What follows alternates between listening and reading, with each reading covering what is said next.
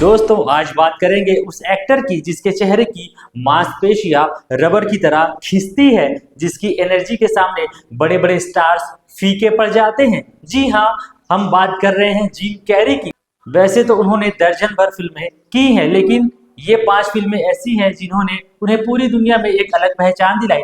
नमस्कार साथियों, आप देख रहे हैं एसबी फिल्म्स एंड मीडिया। मेरा नाम है तेजेश्वर साहू और आज हम बात करेंगे जिम कैरी की उन 5 फिल्मों के बारे में जो कि काफी मजेदार भी हैं। हमारी लिस्ट में पहली फिल्म है द मास्क, जो कि 1994 में आई थी। अगर आपको लगता है कि सिर्फ मार्वल और डीसी के पास सुपर हीरो हैं, तो शायद आपने जिम कैरी का ये ग्रीन फेस वाला अवतार नहीं देखा होगा।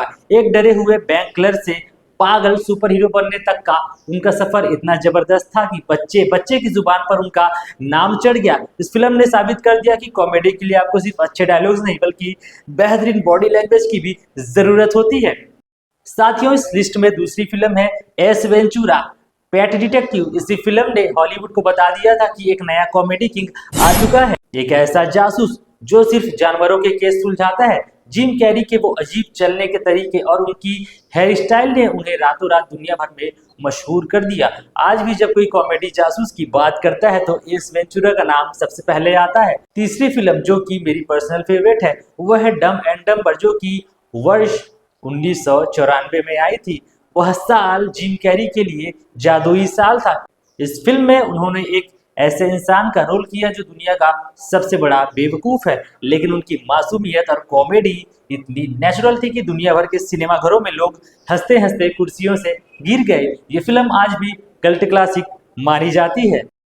साथियों, इस लिस्ट में चौथी फिल्म है जिसने दुनिया को दिखाया कि जिम कैरी सिर्फ हंसाते नहीं बल्कि एक जीनियस एक्टर भी है। फिल्म का नाम है द ट्रूमैन शो, जो कि साल 1998 में रिलीज हुई थी। कहानी एक ऐसे इंसान की जिसका पूरा जीवन रियलिटी शो है, लेकिन उसे इस बात का पता ही नहीं।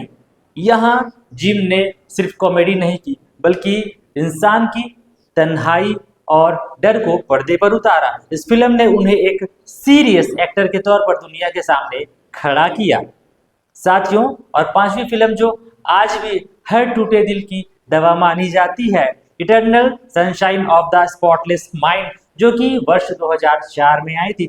इस फिल्म में जिम कैरी को पहचानना मुश्किल है। कोई उछल कूद नहीं, कोई चेहरा नहीं बनाना, सिर्फ आंखों से एक्टिंग। एक प्रेमी जो अपनी यादें मिटाना चाहता है।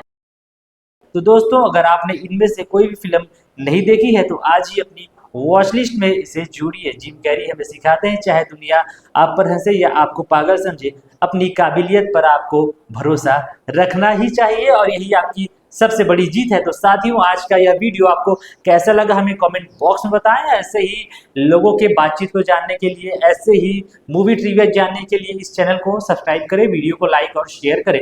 मुलाकात करते हैं नेक्स्ट वीडियो में, तब तक के लिए धन्यवाद, नमस्कार, जय जोहार।